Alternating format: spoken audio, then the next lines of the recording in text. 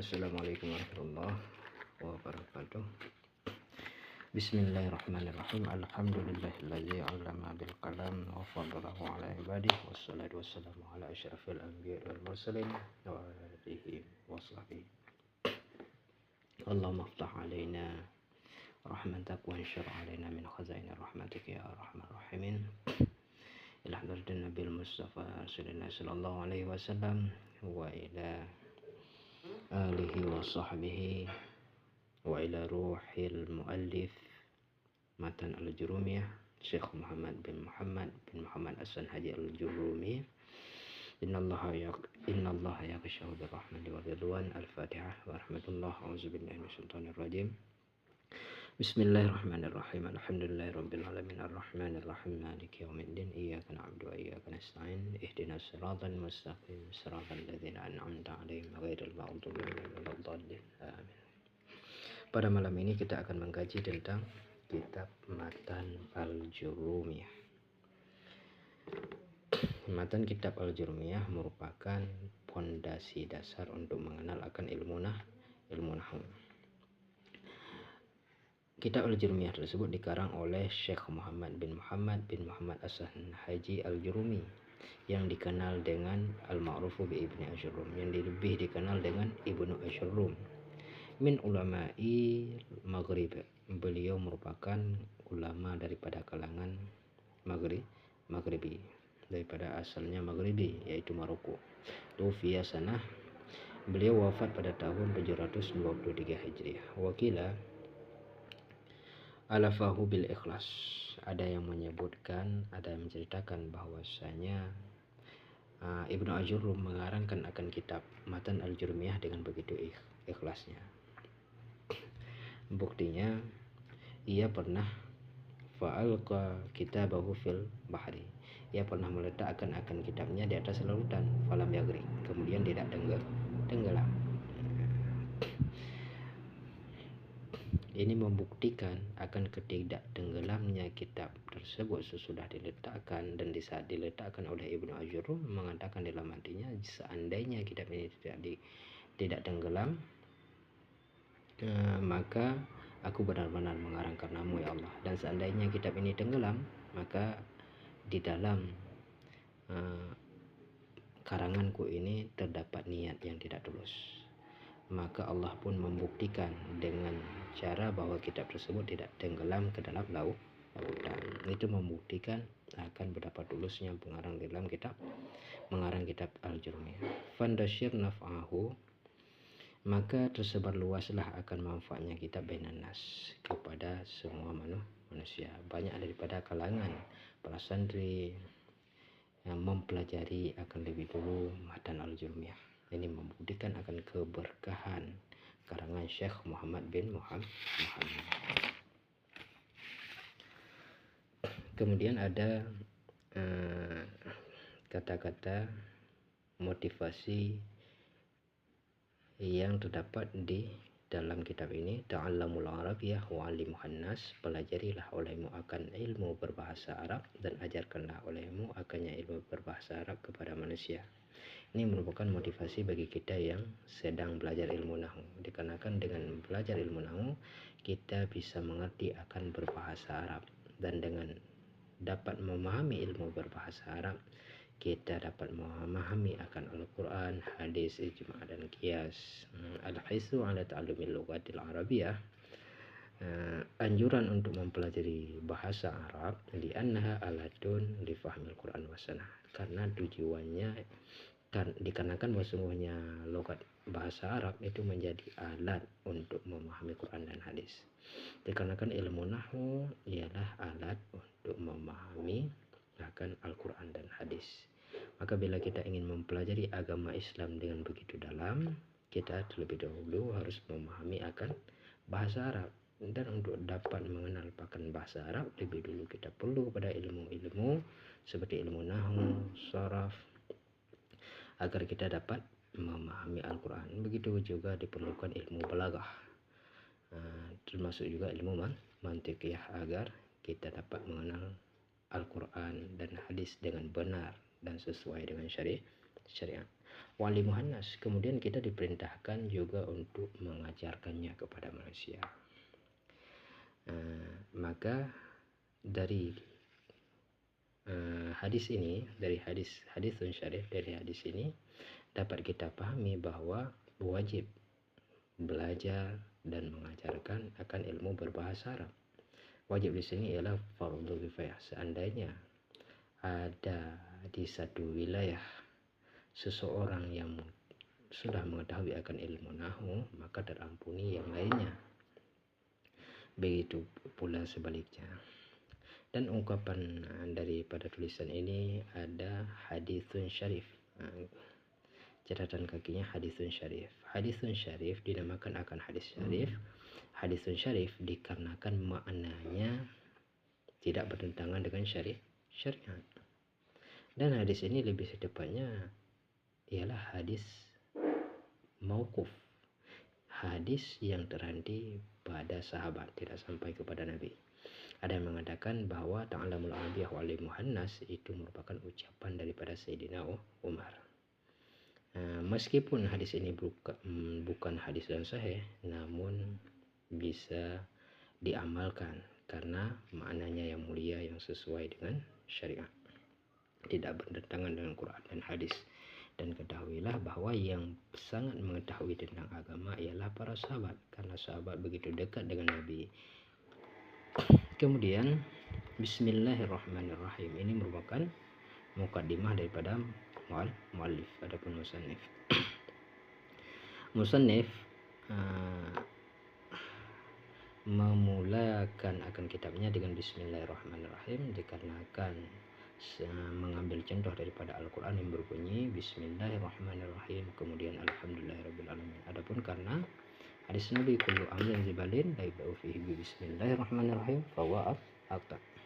Setiap urusan yang tidak dimulakan dengan mengucap Bismillahirrahmanirrahim, maka urusan tersebut terputus barakahnya. Maka hikmahnya, apapun yang kita mulakan atas nama itu merupakan kebaikan, mulakanlah dengan Bismillahirrahmanirrahim, karena di situ terdapat barakah. Barakah itu ialah manfaat yang sangat bermanfaat nantinya kepada diri kita dan kepada orang lain. Kemudian pengarang tidak menyudahi sesudah bismillah dengan alhamdulillah. Jawabannya dikarenakan tujuan kitab ini dikarang untuk meringkas. Namun kan ada kitab-kitab ringkasan yang lain tetap seperti matan takrib, tetap ada alhamdulillah, kemudian selawat, kemudian kata pengantar sesuai dengan syarat-syarat mukaddimah. Kenapa Ibnu Ajurum hanya memulakan dengan Bismillahirrahmanirrahim? Jawabannya, yang pertama untuk meringkas, yang kedua dengan Bismillahirrahmanirrahim sudah mencakup akan semua adab mukaddimah. Dikarenakan al-ba'ulid isti'anah. Ba di sini berfaedah isti'anah, bermakna pengarang memohon pertolongan kepada Allah dengan cara mengucap Bismillahirrahmanirrahim fasmuliniah. Sedangkan isim di sini ismillah untuk menyatakan bahwa niatnya mengarang hanya tertuju kepada Allah semata. Allah lafaz jalalah tauhid. War-Rahman war-Rahim, Ar-Rahman dan Ar-Rahim, dirraja'i war-Rahmah, merupakan dua kalimat yang berfaedah untuk raja dan rahmah. Bermakna pengarang sangat berharap kepada Allah yang Maha Pengasih dan Maha Penyayang agar memberkati akan kitab ini. Maka fakanatil basmalah jami'atan lil adabi wal barakah. Maka adalah basmalah itu mencakup bagi adab dan keberkahan. Maka dengan kan bismillah tercakup ino adab dan barakah daripada Allah. Wastaghna biha lil muallif anil muqaddimah, maka terkaya dengan adapun maka cukup dengannya mengucap Bismillahirrahmanirrahim bagi pengarang daripada muqaddimah. Kemudian kita akan lanjut, al-kalamu huwal lafzul murakkabu mufildul bil wad'i. Al-kalamu alif lam di sini merupakan alif lam ahdi Di sini ialah sesuatu yang telah diketahui kan di dalam hati si pendengar. Berarti alif lam ini mengisyarahkan bahwa kalam di sini merupakan kalam yang dimaksud di dalam ilmu ini. Ilmu ini ialah ilmu nahwu, maka kalam ini merupakan kalam yang dimaksud oleh ulama nahwu. Apa definisi kalam menurut ulama nahwu? Definisinya ialah al-lafdul murakkabul mufidu bil wadai. Kalam ialah suatu lafaz yang tersusun lagi memberi faedah dengan wada'. Maka baru disebutkan kalam bila terdiri daripada beberapa syaratnya. Baru bisa dinamakan dengan kalam bila terdiri daripada 3 syarat. Yang pertama lafaz, yang kedua murakkab, yang ketiga mufid bil wadai.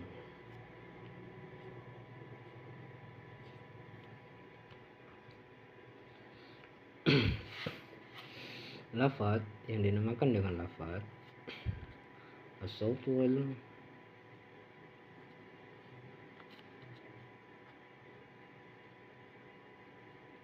mushtamilu ala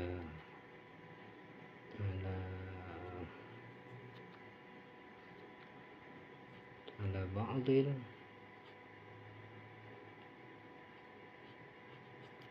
hurufil hijaiyah.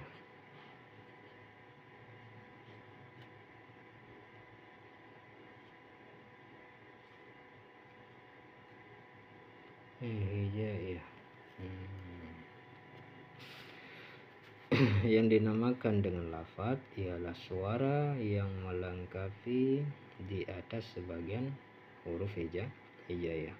Seperti contohnya jaa. Jika tidak disebutkan maka tidak menimbulkan akan lafaz. Maka bila disebutkan akan menimbulkan suara. Suara yang terdiri daripada beberapa huruf hijaiyah. Itulah disebutkan dengan lafaz. Di saat seseorang melafazkan jaa, maka dia sudah memiliki lafaz. Sedangkan syarat kalam ialah harus terdiri daripada lafaz kemudian murakkab. Sedangkan jaa hanya adalah lafaz, tidak murakkab. Maka syarat yang kedua harus ada murakkab. Apa itu definisi daripada murakkab? Ialah ma tarakkaba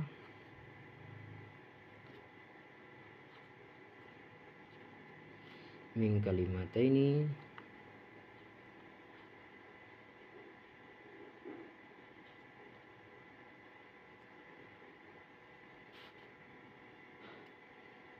fa aktsara.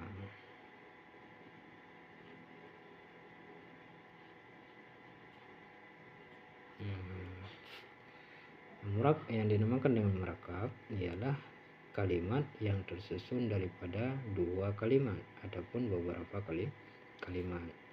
Contohnya jaa zaidun. Jaa zaidun. Zaidun merupakan lafaz. Zaidun merupakan lafaz. Dikarenakan suaranya di saat dibacakan terdiri daripada huruf hijaiyah. Jaa zaidun. Dan lafaz jaa zaidun merupakan murakkab, terdiri pada dua kalimat, yaitu kalimat jaa, kalimat zaidun. Kemudian syarat yang ketiga mufid. Syarat yang ketiga ialah mufid. Mufid, apa itu mufid? Mufid ialah al-mufhimu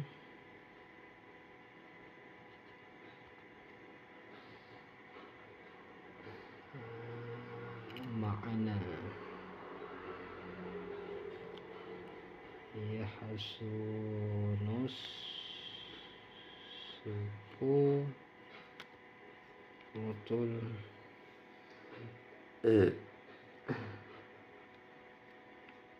mutakallim alaihi. Yang dinamakan dengan mufid ialah memahami suatu makna, yang dengan memahami suatu makna menjadi baguslah diamnya si pembicara di atas demikian hal.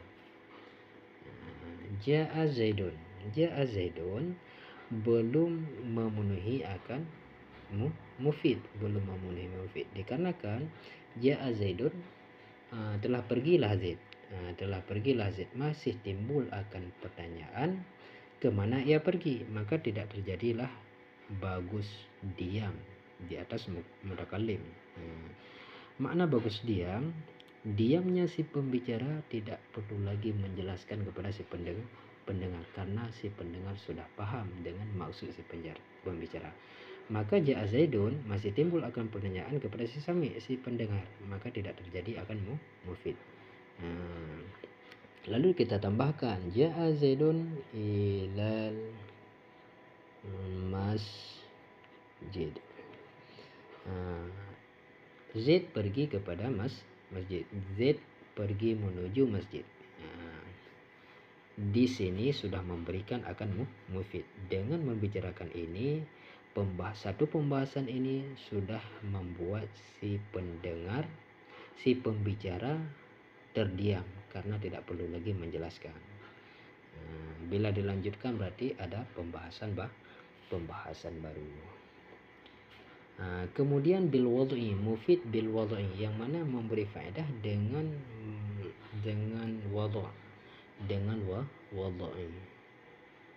wad'i. Apa itu wad'i? Wad'i ialah istilah bil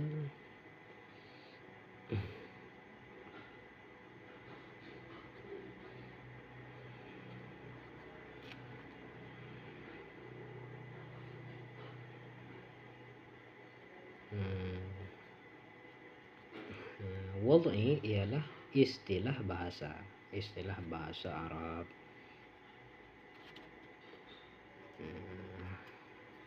Kita lihat apakah semua daripada ja'a Zaidun ilal masjid merupakan kalimat yang termasuk di dalam istilah berbahasa Arab, ataupun kalimat yang sudah dimaknakan oleh ahli bahasa Arab. Ja'a ahli bahasa memaknakan dengan pergi. Zaidun itu merupakan isim alam, nama seseorang. Ila huruf untuk memberi makna akan kalimat yang lain. Masjid ialah tempat beribadah. Maka semua daripada kalimat tersebut ja'a Zaidun ilal masjid merupakan kalimat yang wad'i, kalimat yang sudah dimaknakan oleh ahli lughat. Jadi ja'a Zaidun ilal masjid sudah dinamakan akan satu kalam. Adapun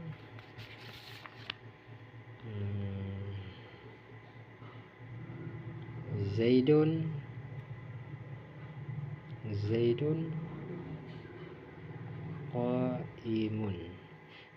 qaimun juga sudah terdiri daripada satu kalam.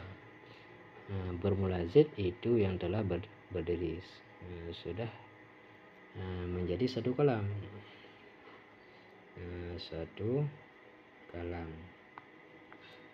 Z telah berdiri. Yang pertama ada lafadznya, yakni suara yang terdiri pada huruf hijaiyah. Yang kedua ada murakab, susunan daripada dua kalimat. Sebenarnya di sini ada dhamir yang kembali kepada Z. Zaidun qaimun. Kemudian ada mufid dan ada juga wadha, maka ini juga dinamakan akan kalam. Sedangkan jika in qama Zaidun, itu tidak dinamakan dengan kalam karena tidak ada mufidnya. Karena tidak ada mufid. Jika berdiri lazim, maka masih timbul akan pertanyaan bagi si sami, bagi si pendengar. Kenapa emangnya kalau si Z berdiri? Maka ini bukankah kalam, masih kalim. Bukankah kalam. Kemudian wa aqsamuhu salasah, dan bermula pembagiannya kalimat itu 3. Waw di sini merupakan waw istinaf nahwi, bukan istinaf bayani, bukan menyatakan akan pembagian kalam, tapi lebih tepatnya membahas akan pembahasan baru yang membahas akan pembagian kalimat, bukankah kalam. Sedangkan hu di sini secara lafadznya aidun ilal kalam lafdan. Secara lafaz damir di sini kembali kepada kalam. Namun tidak bisa secara makna. Namun secara maksud kembali damir ini kepada kalimat.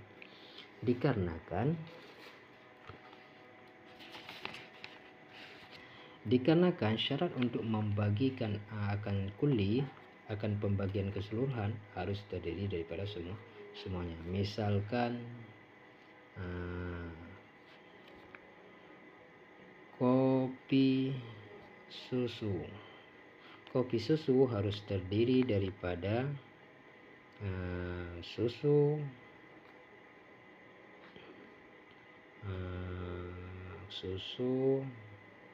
bubuk kopi.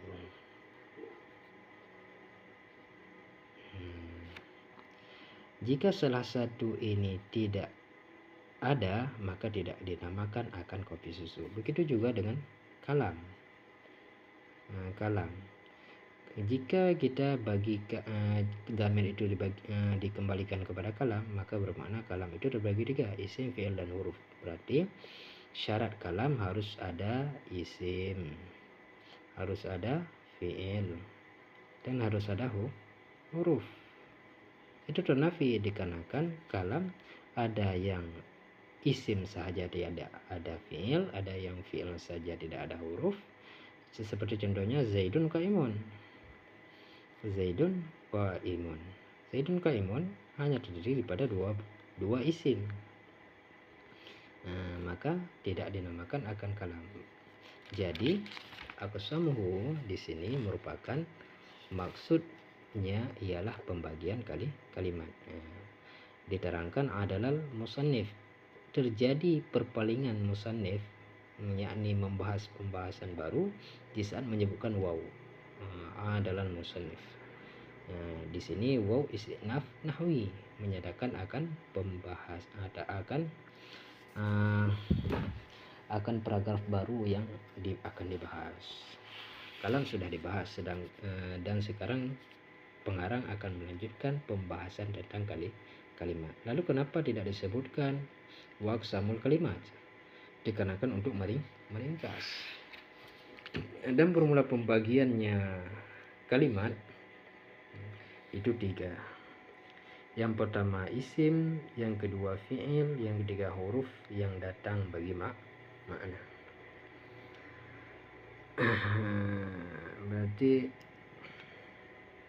besok akan kita lanjutkan wa aqsamuhu salasah ismun wa fi'lun wa harfun ja'al mana. Dikarenakan ini sudah 20 menit lebih. Semoga Allah memberi pertolongan kepada kita dan dapat menamatkan akan kitab Matan Al-Jurumiyah. Dan dengan mempelajari ini kita dapat mengamalkan akan ilmu dan benar-benar ingin mempelajari agama Islam untuk mengamalkan. Allahumma shalli ala sayyidina Muhammad wa ala ali sayyidina Muhammad.